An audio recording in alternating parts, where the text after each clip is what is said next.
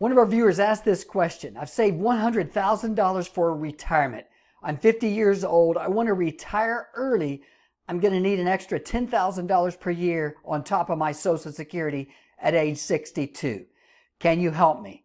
Stay tuned for the full episode. Thank you for watching. This is Richard with Wisdom Investor.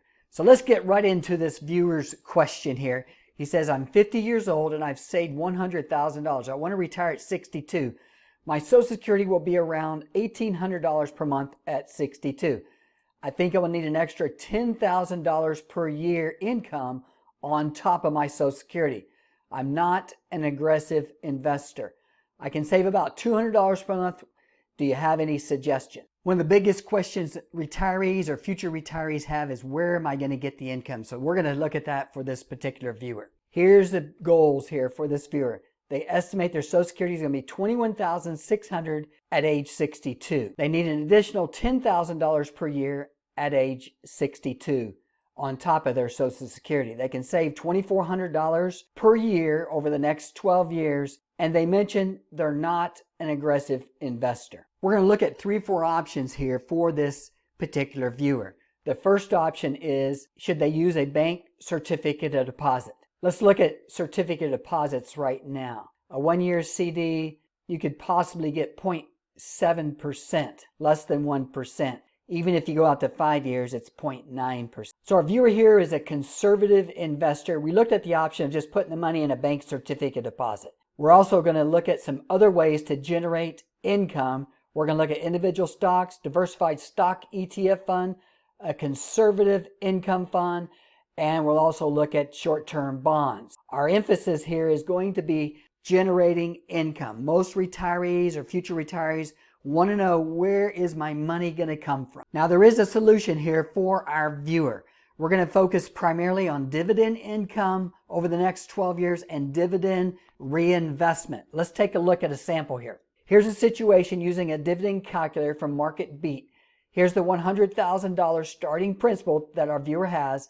They can contribute $2,400 per year. We're going to estimate a 3% annual dividend yield and a 6% appreciation on the price of their investment. If this viewer did this, everything worked out, the ending balance on the account would grow from $100,000 to $315,000. The annual dividend income would be $9,606 per year, and they could withdraw $1,000 per year out of the ending balance to supplement the full $10,000. So the real key for this viewer here is getting the compounding of a dividend reinvestment. Here's a chart that shows the power of dividend growth. The blue line is no dividend investment versus the green line where you reinvest 4% growth in dividends. You can see the massive difference between the two. Now, option number 2 would be using individual stocks. Option number 3 is conservative income funds.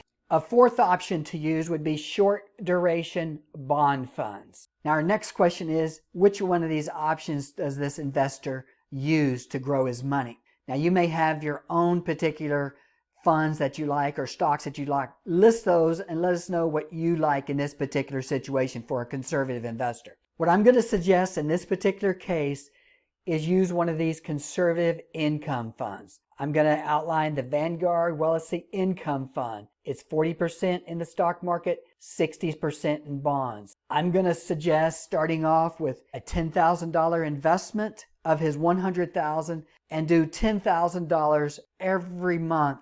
And if the market does dip, they can decide to put more money in on a dip. If a person was very conservative, then you may want to go with one of these income funds that only have 20% in the stock market. Now, as an additional option, if the market did dip and we got into a good buying opportunity, then you may want to use one of the more aggressive options that we looked at earlier. So for a conservative investor, I wouldn't plow all my money in at the top here. I would dollar cost average, because we don't know if this is going to continue going higher. It very well could. And we also don't know if this is going to dip down lower. One of the best ways to measure risk tolerance is the sleep rule. If you invested all $100,000 here at the top and you can't sleep, you become anxious, you know you're not in the right investment for your personality. Now, if the market did drop and we got a good buying opportunity down here, I would possibly use this Invesco S&P 500 High Dividend ETF. It has a nice dividend and also a good return. Now, a person can also use individual stocks for dividend growth investing to build dividend income. But for this conservative investor, I would recommend that they use a diversified ETF fund. That way they don't have to make the individual selections and it's a little bit more conservative. So I want to thank you for watching this episode on building income for retirement. Thanks for watching. Stay tuned for the next episode.